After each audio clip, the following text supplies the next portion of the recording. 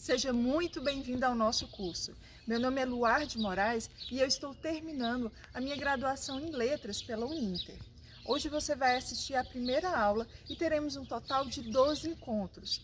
As aulas serão postadas aqui no canal do YouTube de segunda a sexta. Se você tem interesse pelo certificado, é só você se inscrever mandando um e-mail com seu nome completo e o endereço está aqui na descrição, o endereço do e-mail. Bom, nós vamos iniciar a nossa primeira aula hoje e se você tiver qualquer dúvida, é só escrever aqui nos comentários. Tenham todos um ótimo curso! Esse curso de extensão faz parte do estágio supervisionado para ensino médio, EJA e projetos. O público-alvo principal são professores e alunos dessa etapa da educação, mas também é um curso que pode interessar a todos que buscam uma autoeducação, ou seja, é para aqueles que desejam ir além em seu aprendizado e procuram ferramentas para ampliar seu conhecimento e o seu potencial. O tema interdisciplinaridade com os Lusíadas é um chamado à prática da leitura abrangente, que ultrapassa os limites do mínimo para passar de ano. Nessa primeira aula, vamos conversar um pouco sobre a importância de ler e quais os hábitos de leitura dos brasileiros. Você sabe qual a média nacional na quantidade de livros lidos por ano? Faça uma reflexão agora. Quantos livros você leu nos últimos 3 meses? E no último ano? Pense um pouco, você leu esses livros com qual motivação? Era uma leitura obrigatória da escola ou da faculdade? Quantos livros você começou a ler por iniciativa própria, seja para passar o tempo com uma história interessante, ou então para adquirir ou se aprofundar em algum conhecimento que te atrai? Desde 2007, o Instituto ProLivro tem feito uma pesquisa intitulada Retratos da Leitura no Brasil. O intuito dessa pesquisa é descobrir, afinal, quais são os nossos hábitos de leitura. Os dados mais recentes são de 2019, com a publicação no ano passado da 5ª edição. Fazendo o comparativo com a última edição, que tinha sido feita em 2015, pôde-se perceber que cerca de 4 milhões de pessoas deixaram de ser leitoras. Os dados atuais, que nos últimos anos têm se repetido, é que metade da população brasileira não lê nenhum livro sequer. Para aqueles que leram pelo menos um livro, a média nacional da população leitora é de apenas 2,5 livros lidos de forma integral e mais 2,5, mais ou menos, de livros apenas iniciados. Você já deve ter ouvido falar em analfabetismo funcional. Você poderia me dizer, em poucas palavras, o que esse termo significa? Pense um pouco. Bom, analfabeto funcional é aquela pessoa que aprendeu a codificar e a decodificar a escrita de uma língua, mas não compreende o que ela diz. Ou seja, o sujeito foi instruído no beabá, sabe quais são as letras do alfabeto, como uni-las para formar palavras e como decifrar o código alfabético para identificar a escrita. Quer dizer, ela foi alfabetizada. Mas o propósito de comunicação, que é entender o sentido do texto, é falho. E por que eu estou falando disso? É que a alfabetização é um processo que se inicia no aprendizado da lógica alfabética, que é como eu estou chamando aqui, mas ele não para por aí. Para se atingir o propósito óbvio de entender o que se leu, é preciso, por exemplo, aumentar a velocidade da leitura. E para isso é necessário aumentar o vocabulário leitor. O processo mental utilizado na aprendizagem da leitura, quando se está sendo alfabetizado, é lento. Ele decodifica cada letra e as encaixa entre si para no final reconhecer a palavra toda, que só fará sentido se houver uma conexão com o mundo real ou mesmo com o mundo imaginário, seja pela memória, seja por uma ilustração visual ou lógica. Por exemplo, a criança ou o adulto que está sendo alfabetizado vai tentar ler a palavra peixe. Ele irá decodificar cada letra e, no final, Juntando tudo, chegará à palavra. Mas, se ela nunca viu ou ouviu falar de peixe, será uma palavra sem sentido. O cérebro não saberá bem como armazenar a palavra. Como resolver a situação?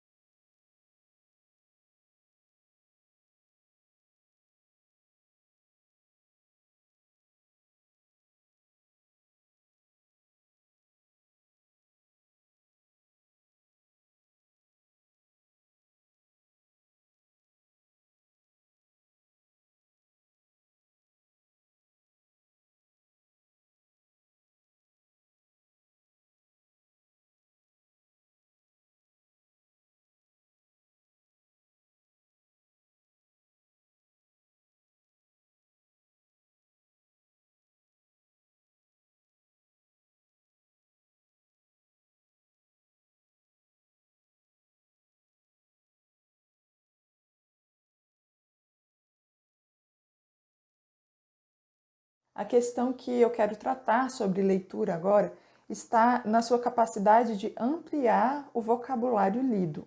E para isso acontecer, é preciso ler. Quanto mais vezes lê-se determinada palavra, maior será a fixação em sua mente. Quando lemos a mesma palavra em diversos contextos, em diversos livros ao longo do tempo, criamos diversas possibilidades de sentido e também de associação com outras palavras. O leitor eficiente, como eu e você, tem um vasto arsenal de palavras fixadas. Batemos o olho e já sabemos qual é o vocábulo em microsegundos. Eu chamo de leitor eficiente aquela pessoa que consegue compreender as ideias expressas no texto lido, que é o alvo principal quando alguém aprende a ler e a escrever. Ela não quer apenas codificar e decodificar palavras, ela quer poder expressar ideias na escrita e poder entender as ideias quando ela lê um texto. E existe uma diferença no cérebro, no funcionamento do cérebro, nessas duas situações. Quando o leitor ele é eficiente, o cérebro ele não fica parando para decodificar as palavras. Ele bate o olho na palavra, ele já reconhece a palavra e ele junta todas essas palavras para poder entender o contexto geral e assim chegar ao entendimento do que o texto está dizendo. Já o cérebro de uma pessoa que está aprendendo a ler, ele se foca em decifrar cada palavra. Então, ele pega uma palavra, vai decifrando letra por letra, para no final chegar ao entendimento de qual é aquela palavra. Então, o normal seria para a pessoa que já foi alfabetizada, que já entendeu no que eu chamo de lógica alfabética, que é como funciona o nosso alfabeto, ou seja, né, na nossa língua, no português, a nossa escrita ela é baseada nos sons, nos fonemas. Nós temos letras para representar vários tipos de sons, essas letras se unem, né, temos consoantes e vogais, e formam as palavras. As palavras elas já existem no mundo real e nós apenas identificamos na escrita palavras que já existem no nosso cotidiano, né? Ou então aprendemos uma nova palavra, o que ela significa. O grande problema no que nós chamamos de analfabeto funcional é que, apesar de poder ser considerado alfabetizado, porque entendeu como funciona a língua escrita, né? Ele não consegue ter essa leitura rápida, ele ainda fica preso nas palavras, tentando entender quais são essas palavras, e assim não consegue pegar os principais termos e se comunicar, né? E ter essa comunicação, esse entendimento do significado geral do texto. O que pode ter acontecido nesse caso é que ele aprendeu, né, o princípio, mas ele não exercitou a leitura. Então, ele não tem um arsenal dessas palavras fixadas. Ele, por exemplo, leu a palavra peixe apenas uma vez, então não teve tempo, não teve esse exercício, essa prática da palavra para que o cérebro realmente possa fixar. E quando eu falo da palavra, eu não falo do termo, que ele pode até saber, entender o que é o termo, mas realmente ler, é uma coisa visual. Ele viu qual que é a imagem da palavra. Ele já decodificou, já sabe que aquela palavra é peixe. Mas o cérebro, pela falta de prática, não reconhece com a velocidade desejada para ter realmente uma leitura que tenha fluência, uma leitura que não fique parando nas palavras para tentar entender quais são elas e assim perca o foco do sentido geral do texto, né? Do objetivo comunicativo daquele texto. Peguemos agora o conceito de frase, que é expressar uma ideia completa. Vamos ler a seguinte frase: você ficou ótima nessa roupa. As frases, elas possuem sentido e lógica. Palavras isoladas não dão conta de comunicar aquilo que quem escreveu quis dizer. O propósito básico em uma leitura é entender o que está sendo comunicado. Para isso acontecer, é fundamental ter uma capacidade de síntese e de analogia. É preciso reconhecer, dentre todas as palavras do texto, quais são as mais importantes que estão dando o sentido do texto. No caso do nosso exemplo, você ficou ótima nessa roupa. As palavras principais que chamam a atenção, eu acho que primeiro é roupa, também que chama a atenção. Alguma coisa está acontecendo que tem a ver com roupa. E aí as conexões do leitor eficiente no cérebro dele já vai chamando para, bom, tem vestimenta, roupa pode ser uma coisa de moda, de estética, ou então roupa pode ser uma questão de preço, pode ser uma questão, uma roupa cara, uma roupa barata, uma roupa bonita. Tipos de roupa já vem à nossa mente, pode ser um vestido, pode ser uma calça, pode ser um sapato. Como ótima está no feminino, imaginamos que o você, a pessoa com quem essa pessoa está falando, a segunda pessoa, é uma mulher. Você ficou ótima. Se fosse homem, seria ótimo. Então, podemos imaginar, né? Isso é um exercício de imaginação, mas que acontece muito rapidamente para quem está lendo o texto de forma eficiente, é que é uma mulher falando para outra, elogiando ela, dizendo que ela ficou boa naquela roupa que ela está vendo ali, né? Que está sendo mostrada. Quanto para o leitor eficiente, essa é uma frase simples que, em poucos segundos, o cérebro já reconhece a ideia central, que é uma afirmação positiva. Para o leitor com mais dificuldades, né, que a gente chama de analfabeto funcional, ele vai demorar muito mais tempo e talvez ele chegue a um sentido meio duvidoso também do propósito original. Vamos então agora acrescentar alguns elementos na nossa frase que pode ficar assim. Você ficou ótima nessa roupa, mas na loja não tinha sua numeração? Neste caso, será que mudou alguma coisa? O entendimento é o mesmo? Bom, na frase anterior a gente concordou que era simplesmente uma afirmação, um elogio. Mas nesse caso aqui, as palavras colocadas dão uma ideia oposta. Aqui, o leitor inexperiente poderia concluir que o interlocutor quer apenas saber se havia uma roupa no tamanho da pessoa com quem ele está falando, ou mesmo que está fazendo uma afirmação de que não havia uma roupa do tamanho dela, apesar do ponto de interrogação. E aqui eu não estou dizendo que a pessoa considerada analfabeta funcional não vai entender na vida real ironias, metáforas, apesar de que isso dificulte, sim, o entendimento dela de forma no dia a dia, não é? Mas ela vai ter problema em entender as ironias, as metáforas, as maneiras de falar simbólicas, pela dificuldade em decifrar o texto em si. Se em uma situação real alguém falar para ela, você ficou ótima nessa roupa, mas na loja não tinha a sua numeração, ela vai ter outros elementos, ela vai ouvir o tom de voz, vai ver as expressões faciais, os gestos e vai chegar à conclusão de que aquilo não foi um elogio. A questão do analfabeto funcional está apenas ligada, neste caso, na leitura, porque ele não conseguiu ler com velocidade, ele não teve tempo para raciocinar o que realmente aquela frase queria dizer. Começamos a entender, então, por que ler é tão importante. Lendo, nós ampliamos e fixamos vocabulário, o que irá nos ajudar a ter uma velocidade maior e não vamos ficar parando no texto toda hora para decodificar um termo desconhecido. Quem lembra de ler um livro complicado com um monte de palavras que nunca tínhamos visto e ter que ficar o tempo todo indo no dicionário?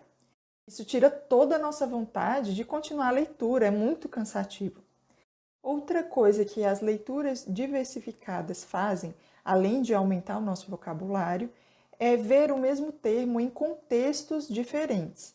Dessa forma, nossa compreensão dos sentidos das palavras aumenta, ela se amplifica. Nós avançamos para entender símbolos, comparações, ironias, metáforas, duplos sentidos. Nesse nível, nossos sentidos lógico e crítico são despertados e iniciamos o aprendizado da leitura fora do texto.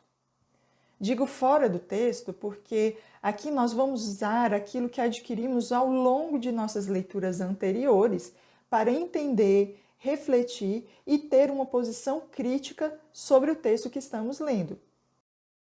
Essa postura diante de um texto nos faz seguir uma linha do tipo: o que o texto está de fato dizendo?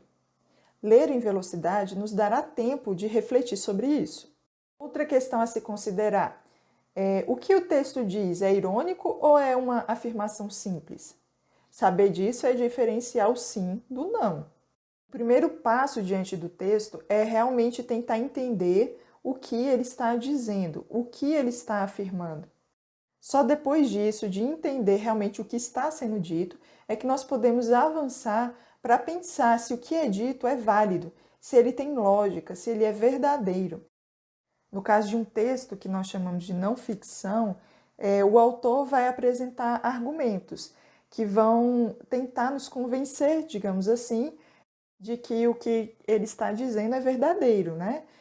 Existe uma base para isso, são os argumentos que ele vai colocar. Por exemplo, em um texto historiográfico, ele vai apresentar as evidências, vai colocar as fontes que ele pesquisou para poder corroborar a tese dele para aquele assunto, não é? Se pegarmos, por exemplo, um livro de autoajuda, lá também terão argumentos. O autor está defendendo que certos passos que vão ser dados vai melhorar o seu espírito, dependendo do contexto e do tipo do livro. Mas em textos não ficcionais, sempre vão haver argumentos que nós podemos sim pensar de maneira lógica e racional se tem sentido, se é verdadeiro aquilo que está sendo dito, se não existem contradições. Uma hora ele afirmou uma coisa e mais para frente no texto ele fez uma afirmação que era oposta à anterior. Já em textos ficcionais, nas histórias, como nós chamamos, existe também um sentido. É aquilo que pode remeter à realidade, apesar de ser uma ficção, ou seja, não é uma realidade, é uma história tirada da imaginação do autor. Essa imaginação ela vai ter alguma semelhança também com a realidade, que é chamado de verossimilhança. Se pensarmos em histórias de ficção científica ou em contos de fadas, existem os elementos que não são reais, do mundo real, que podem ser verificados, mas é preciso que haja uma coerência lógica, porque se não há essa coerência, o nosso cérebro não aceita.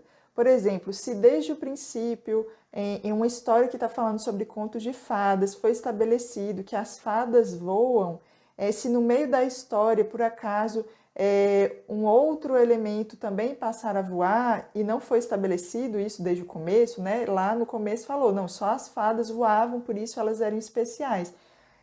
Se não houver uma linha, um sentido lógico para isso, o nosso cérebro não vai aceitar muito bem, vai ficar falho, vai ter uma ranhura nisso. Mas, por outro lado, se houver uma sequência lógica nos acordos, vamos aceitar normalmente, vamos entender isso às vezes de forma simbólica, fazer outras analogias, não é um problema. E após entender o que está escrito, de considerar a confiabilidade dos argumentos expostos, pode-se, enfim, chegar à conclusão: é um bom texto? Ele é útil para mim? E eu concordo com ele? Se eu discordo, é com base em quê? Em todo esse processo, o leitor eficiente usou seu arsenal de palavras fixadas para ler com velocidade. Ele fez conexões com outros textos que leu ao longo da vida para refletir, fazer analogias, comparações e chegar a conclusões. Ele usou o que estava no texto e o que estava fora do texto. Além disso tudo, ele exercitou várias partes do seu cérebro, turbinando sua capacidade de memória, raciocínio lógico, analogias, que são atividades usadas no dia a dia para tomar boas decisões e também para se relacionar com outras pessoas. Outra característica do analfabeto funcional é que ele não respeita essas etapas. Ele quer fazer uma crítica ao texto sem antes ter refletido e entendido o que de fato o texto está dizendo. Muitas vezes ele não lê todas as palavras porque se torna cansativo e vai lá para o final, ou então ele fica só no começo e não lê a frase toda, e assim ele não consegue chegar ao entendimento, mas mesmo assim ele quer fazer uma crítica em cima disso. A comunicação nesse caso fica incompleta e falha, porque não há um acordo naquilo que está sendo dito. Enquanto o texto segue por um caminho, quem leu de forma ineficiente está seguindo outro caminho. Esses dois caminhos não vão se encontrar, porque eles têm bases diferentes. Dessa forma, não tem como haver comunicação. Estamos chegando ao final da nossa primeira aula e agora eu gostaria de propor um exercício. Usando a sua memória, tente lembrar do que foi dito até agora e chegar a uma conclusão da ideia central dessa aula. Lembre-se, você tem que se lembrar das partes principais, daquilo que se sobressai, de palavras-chave. Eu vou te dar agora algumas questões que podem te ajudar nesse processo, mas eu gostaria também que você elaborasse as suas próprias perguntas, que você também parasse talvez o vídeo agora um pouco e colocasse algumas questões que podem te ajudar a se lembrar do que realmente nós estamos falando nessa primeira aula. Tudo bem? Então vamos lá. A primeira questão é: o que é um analfabeto funcional? Eu sei que você escutou isso muitas e muitas vezes ao longo do vídeo. A minha proposta agora é que você reflita quais as palavras-chave para definir um analfabeto funcional. Tenta escrever a sua resposta, depois você lê e reflete um pouco. Será que tem como você diminuir essa resposta? Usar menos palavras? Quanto menos palavras você usar, mais você vai ter chegando no cerne da resposta. Mais você vai estar desenvolvendo essa capacidade de resumir, de sintetizar. A nossa próxima questão é: qual a importância de se aumentar o vocabulário?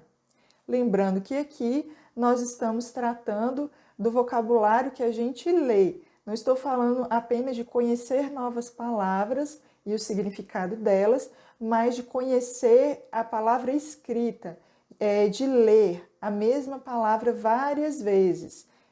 Vamos lá, qual que é a importância?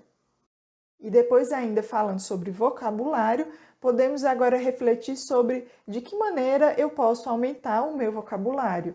Essa é uma pergunta que dá para ser bem curtinha, mas é bom você refletir sobre as possibilidades, porque assim você vai estar se lembrando do que nós falamos ao longo do vídeo, dessa aula, que esse é o objetivo desse exercício, você se lembrar de tópicos importantes que foi falado ao longo da aula, para você conseguir fazer uma síntese geral, afinal de contas, sobre o que esse vídeo está falando, o que falou aqui que foi importante, que foi chave, que foi central.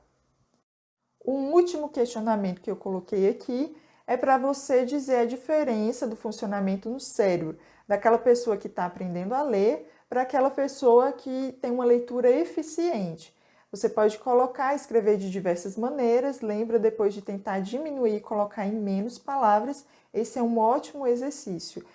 Você escrever e depois escrever novamente com outras palavras, mudando os termos, porque quando você está fazendo isso, você realmente está exercitando o seu cérebro, exercitando nas palavras, nos termos, nas linhas de raciocínio também, nas conexões que você faz entre os termos, você está ampliando essa sua capacidade.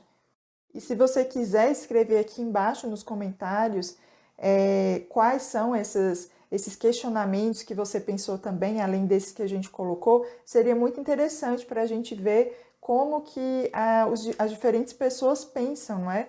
Como que os sujeitos pensam de forma diferente. Assim a gente vai enriquecer um ao outro com esse exercício.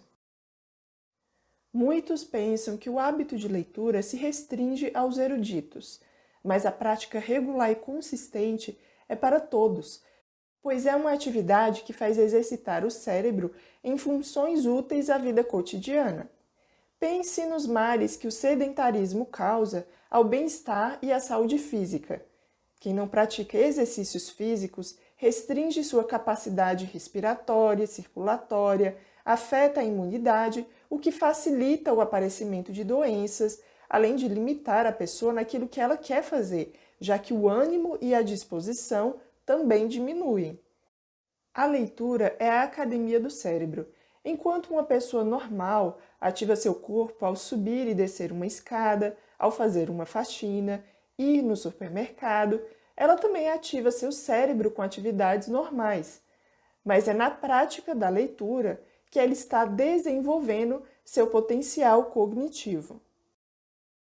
Nessa primeira aula, nós falamos sobre a importância da prática de leitura para o desenvolvimento saudável da nossa capacidade cognitiva. Vimos que, no Brasil, cerca de metade da população não tem essa prática, e os que leem têm uma média de apenas 2,5 livros lidos por completo ao ano. Quando tratamos sobre analfabetismo funcional, a ideia era explicar o que pode dificultar a compreensão de um texto, fazendo uma ligação entre esse fenômeno e a pouca leitura dos brasileiros. Iniciamos nosso curso com esses temas porque falar sobre um livro como Os Lusíadas requer um despertar, e é exatamente por isso que vamos tratá-lo de forma interdisciplinar, ou seja, usaremos conhecimento das mais diversas áreas do saber que estão muitas vezes confinadas em caixas separadas umas das outras para olhar a obra sobre diversos ângulos, ampliando nossa experiência. O propósito desse curso é, por fim, motivar uma leitura que serve a múltiplos fins: exercitar o intelecto, inspirar a imaginação, cativar nossa atenção para a beleza e ativar nosso prazer em ler. E nossa primeira aula fica por aqui. Eu quero agradecer a participação de todos e espero que vocês tenham gostado. E se surgir alguma dúvida, pode colocar aqui nos comentários. Até a próxima aula!